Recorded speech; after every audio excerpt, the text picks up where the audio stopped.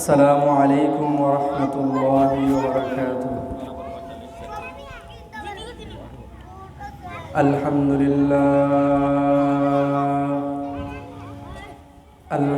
لله وكفى وسلام على عباده الذين اصطفى.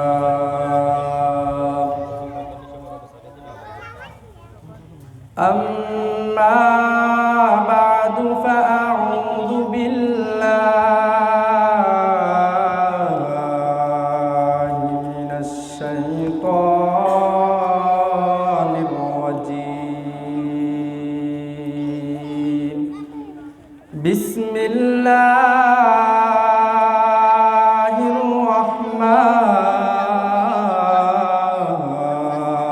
الرحيم.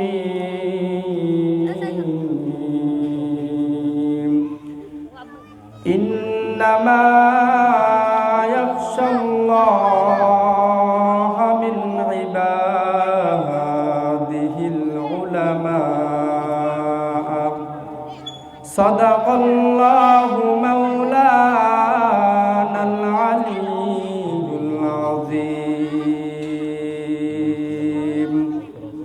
وقال رسول الله صلى الله عليه وسلم: إن العلماء ورثة الأنبياء، أو كما قال عليه الصلاة والسلام. ঐতিহ্যবাহী সভাপতি পূর্ববরা কাজীবাড়ি উম্মে সালাম তালিমুল কোরআন নুরানি হাফিজিয়া মাদ্রাসা ও এতিমখানার উদ্যোগে আজকের এই ওয়াজ ও দোয়ার মাহফিল আল্লাহ পাক রব্বুল আলামিনের দরবারে লাখো কোটি শুকর ও সুজুদ যে আল্লাহ তাআলা আমাদেরকে আজকে দুনিয়ার সকল ধরনের কাজ থেকে ফারেক করে দিনই একটা মজমায় আসার এবং বসার জন্য তৌফিক দান করেছেন। এই জন্য সকলে কালিমাতুশ শুকর আদায় করি আলহামদুলিল্লাহ। আমি আপনাদের সামনে একটি আয়াতে কারিমা তেলাওয়াত করিয়েছি, সূরাতুল ফাতিরের 28 নম্বর আয়াত। আল্লাহ পাক রব্বুল আলামিন ওই আয়াতে কারিমার মধ্যে আল্লাহ তাআলার মনোনীত বান্দা মানুষের মধ্যে সবচাইতে শ্রেষ্ঠ একটা জাতি মানুষ। এই জাতির মধ্যে যারা সবচাইতে বেশি আল্লাহ তাআলাকে ভয় করে তাদের কথা আল্লাহ তাআলা কোরআনুল কারীমের মধ্যে ঘোষণা দিয়ে বলতেছেন: ইন্নাল উলামা ইন্নামা ইয়াখশাল্লাহা মিন ইবাদিহিল উলামা। আল্লাহ পাক রব্বুল আলামিন বলতেছে, বান্দা, আমি আল্লাহ তাআলা দুনিয়ার মধ্যে এত সুন্দর করে মানুষ সৃষ্টি করলাম, কিন্তু মানুষের মধ্যে সবচাইতে যারা আমি আল্লাহ তাআলাকে বেশি ভয় করে তারা হলো উলামায়ে কেরাম। আল্লাহ পাক রব্বুল আলামিন কোরআনের মধ্যে ঘোষণা দিয়ে বলতেছে: ইন্নামা ইয়াখশাল্লাহা মিন ইবাদিহিল উলামা। আমি আল্লাহ তাআলার বান্দাদের মধ্যে সবচাইতে বেশি আমি আল্লাহ তাআলাকে একদল মানুষ বেশি ভয় করে, তারা হলো উলামায়ে কেরাম। আর এই উলামায়ে কেরাম কারা? আল্লাহর হাবিব সাল্লাল্লাহু আলাইহি সাল্লাম হাদিসের মধ্যে ঘোষণা দিয়ে বলতেছেন: ও আমার সাহাবারা শোনো, যারা আমার উম্মতদের মধ্যে থেকে ইলমে দ্বীন শিক্ষা করার জন্য ঘর থেকে বের হয়ে যায়, আমি আল্লাহ তাআলা আসমান এবং জমিনের মধ্যে যত সৃষ্টি আছে সকল মাখলুকাত গুলো তাদের জন্য দোয়া করতে থাকে। শুধু মাখলুকাত গুলো নয়, গর্তের পিপিলিকারাও ওলামায়ে কেরামের জন্য দোয়া করতে থাকে। আল্লাহ পাক রব্বুল আলামিন এই যে দুনিয়া সৃষ্টি করলেন, প্রথমে আল্লাহ তাআলা জিন জাতিকে আল্লাহ তাআলা দুনিয়ার মধ্যে পাঠান। আল্লাহ পাক রব্বুল আলামিন যখন দেখলেন এই দুনিয়ার মধ্যে জিনেরা আমি আল্লাহর নাফরমানি করতেছে, আল্লাহ তাআলা জিন জাতিকে ধ্বংস করে দিয়ে আল্লাহ তাআলা দুনিয়ার মধ্যে মানুষকে পাঠান। রব্বে কারীম দুনিয়ার নিজাম টিকিয়ে রাখার জন্য একদল মানুষ যারা আমি আল্লাহকে ডাকবে, যারা আমি আল্লাহকে ভয় করবে, তারা হলো উলামায়ে কেরাম। আর উলামায়ে কেরাম গড়ে হলো এই যে আজকের এই মাদ্রাসাগুলোতে। আল্লাহ পাক রব্বুল আলামিন আল্লাহর হাবিব সাল্লাল্লাহু আলাইহি সাল্লামের অত্যন্ত প্রিয় একজন সাহাবী হযরত আবু হুরায়রা রাদিয়াল্লাহু তাআলা আনহু, হাদিসের মধ্যে আছে আবু হুরায়রা রাদিয়াল্লাহু তাআলা আনহু ইলমে দ্বীন শিক্ষা করার জন্য কত বেশি লালসা ছিল, কত বেশি লোভ ছিল। আবু হুরায়রা রাদিয়াল্লাহু তাআলা আনহু নবীজি সাল্লাল্লাহু আলাইহি সাল্লামের দরবার থেকে কখনো ত্যাগ করতেন না।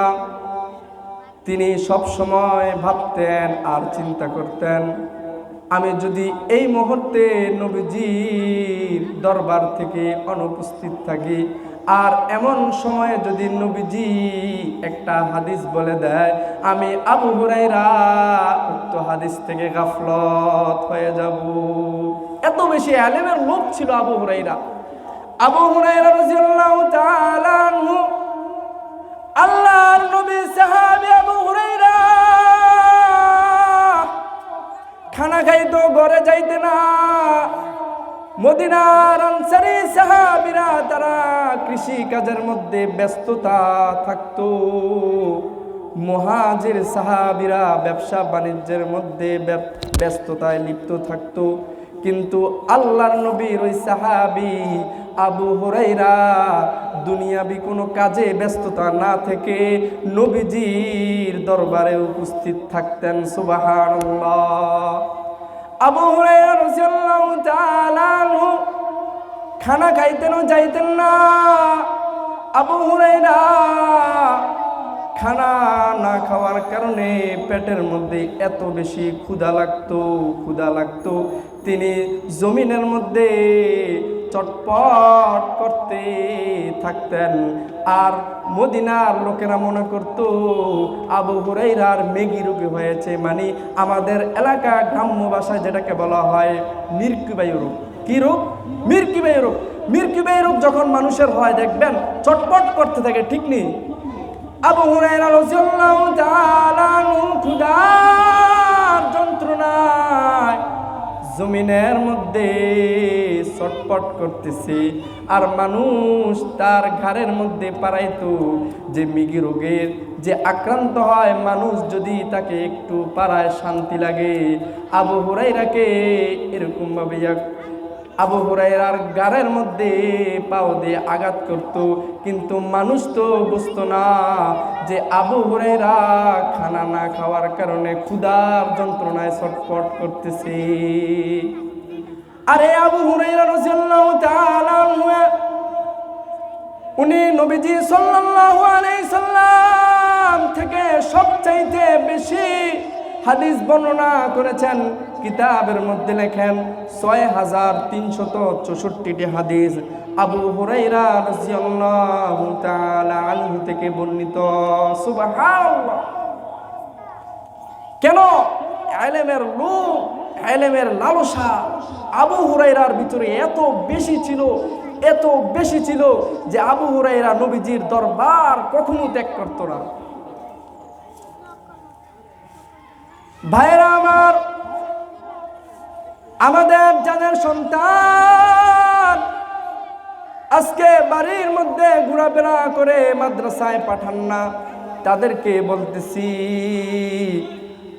মেহেরবানি করে আপনারা আপনাদের সন্তানদেরকে মাদ্রাসায় পাঠিয়ে দিবেন। কারণ কাল কিয়ামতের ময়দানে আল্লাহর হাবিব সাল্লাল্লাহু আলাইহি সাল্লাম বলেছে, যারা দুনিয়ার মধ্যে কোরআনের হাফেজ হবে তার মর্যাদা কতটুকু হবে। নবীজি সাল্লাল্লাহু আলাইহি সাল্লাম বলতেছে, কিয়ামতের দিন আল্লাহ বলবে, এই হাফেজ সাহেব তুমি কোরআন তেলাওয়াত করতে থাকো, তুমি এক আয়াত তেলাওয়াত করবা, তুমি বলবা আলিফ লাম মিম, আল্লাহ তাআলা জান্নাতের মধ্যে একতলা ভবন বানিয়ে দিবে। তুমি বলবা জালিকাল কিতাব, এক আয়াত বলবা, আল্লাহ তাআলা তোমার জান্নাতের মধ্যে এক একতলা করে ভবন করবে। সুবহানাল্লাহ। এত মর্যাদা কুরআনুল কারীম ওয়ালাদের। আল্লাহর হাবিব সাল্লাল্লাহু আলাইহি সাল্লাম বলতেছে, আমি নবীজি এই দুনিয়ায় চিরদিন থাকবো না, একদিন আমি চলে যাব, কিন্তু আমি নবীর একদল ওয়ারিস হবে, তারা হলো ইন্নাল উলামা ওয়ারাসাতুল আম্বিয়া, এই উলামায়ে কেরামরাই হলো নবীর ওয়ারিস। আল্লাহর হাবিব সাল্লাল্লাহু আলাইহি সাল্লামের আরেকজন সাহাবী হযরত ইবনে আব্বাস রাদিয়াল্লাহু তাআলা আনহু, সে ছিল ছোট্ট সাহাবী, কিন্তু নবীজির যুগ বেশি দিন পায় নাই। যখন একটু বুঝ হয়েছে, বুঝ হওয়ার পর থেকে তিনি খুঁজতো কোন সাহাবীর কাছে একটা হাদিস পাওয়া যায়। যেই সাহাবীর কাছে একটা হাদিস পাওয়া যাইবে, তিনি ওই সাহাবীর দরজায় যায় বসে থাকতো। তাহলে আল্লাহ তাআলা এই যে জমিন এখনো টিকে রাখছেন কার কারণে?